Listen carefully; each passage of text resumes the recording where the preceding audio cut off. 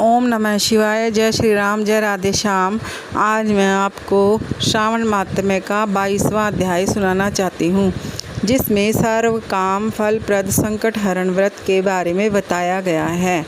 संत कुमार ने भगवान सदाशिव से पूछा, हे भगवान, श्रावण शुक्ल चतुर्थी के दिन सर्व काम फलप्रद संकट हरण देव का किस विधि से व्रत का तथा पूजन करें, कब उद्यापन करें, मुझे विस्तार पूर्वक बताने का कष्ट करें। भगवान शंकर ने कहा, चतुर्थी के दिन सुबह उठकर दातुन आदि करके पुण्यदाता शुभ संकट हरण नाम का व्रत का संकल्प करना चाहिए। हे देवेश, मैं आज चंद्रमा के उदय होने तक निराहार रहूँगा। आपकी पूजा कर भोजन करूँगा, मेरे ऊपर आए संकट को दूर करें। इस प्रकार संकल्प कर काले तिलों से स्नान कर गणाधिपति की पूजा करनी चाहिए। अपनी सामर्थ्य के अनुसार स्वर्ण, चांदी या तांबे की गणेश जी की मूर्ति बनवाएं।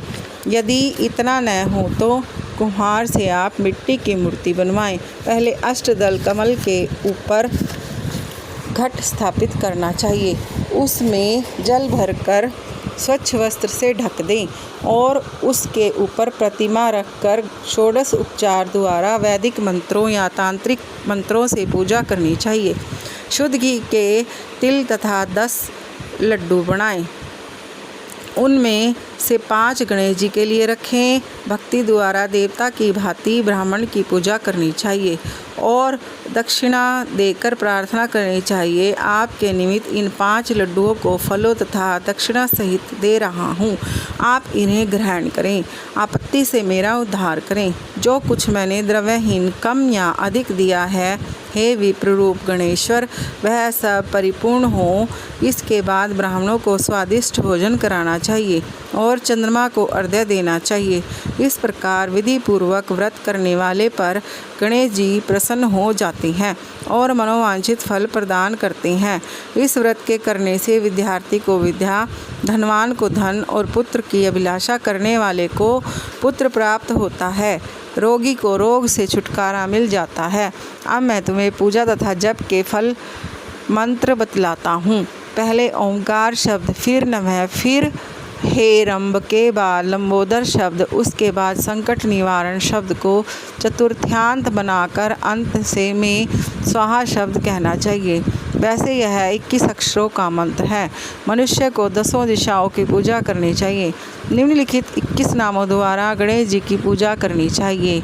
उमापुत्र, अग्नाशन, एकदंत, दंतवक्त्र, मुष्कवाहन, विनायक, ईशपुत्र, सरसिद्धि प्रदायक, गणाध्यक्ष, स्कंद गुरु, सर संकटनाशक, लंबोदर, गौर्य मंगल संभव, धूम्रकेतु, भालचंद्र, असुरमर्दन, विद्याविधान, विकट शूर्पकर्ण, विदनराट, अग्नाशन। आप मुझ पर प्रसन्न हो, मेरी सभी अभिलाषाओं को पूर्ण करें। हे प्रभु, मेरे शत्रुओं की बुद्धि का नाश हो तथा मेरे मित्रों का अभ्युदय हो। इस प्रकार प्रार्थना करके अष्टोत्तर शत होम करना चाहिए। व्रत की समाप्ति पर गणेश के प्रीत्यार्थ लड्डुओं का ब्राह्मणों को बायना देना चाहिए।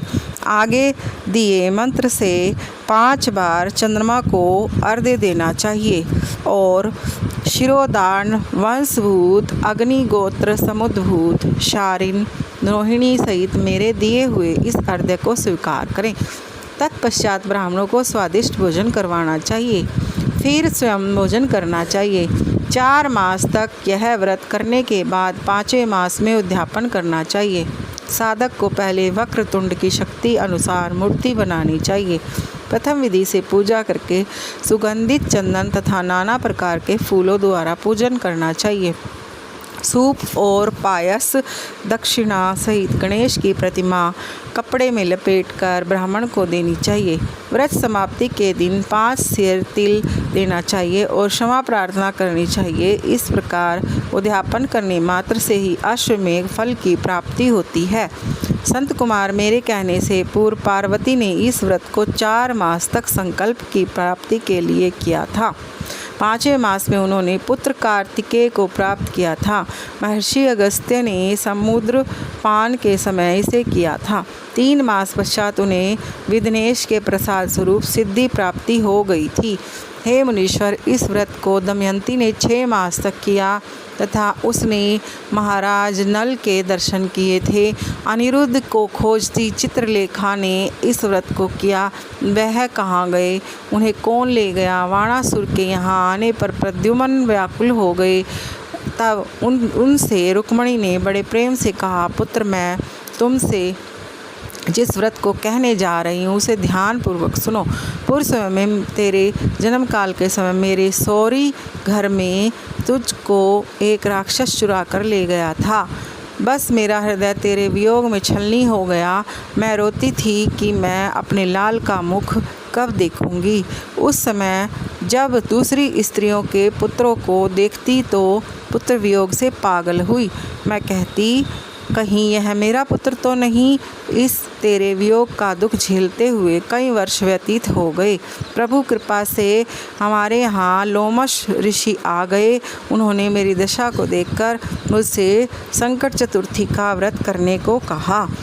उनकी आज्ञानुसार मैंने बार बार यह व्रत किया। व्रत के प्रभाव से तुमने वापिस लौटकर शंबरासुर का वध किया था।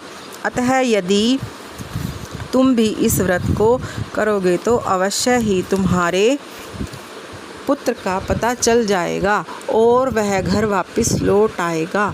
माता के आदेशानुसार प्रद्युम्न ने भी गणेश जी के प्रीत्यार्थ विधिवत इस व्रत को किया। तभी नारद जी ने आकर उनको बताया कि अनिरुद्ध वाणासुरपुरी में है। उसी समय प्रद्युम्न वाणासुरपुरी में गए और वाणासुर को सैन्य सहित जीतकर अपने पुत्र को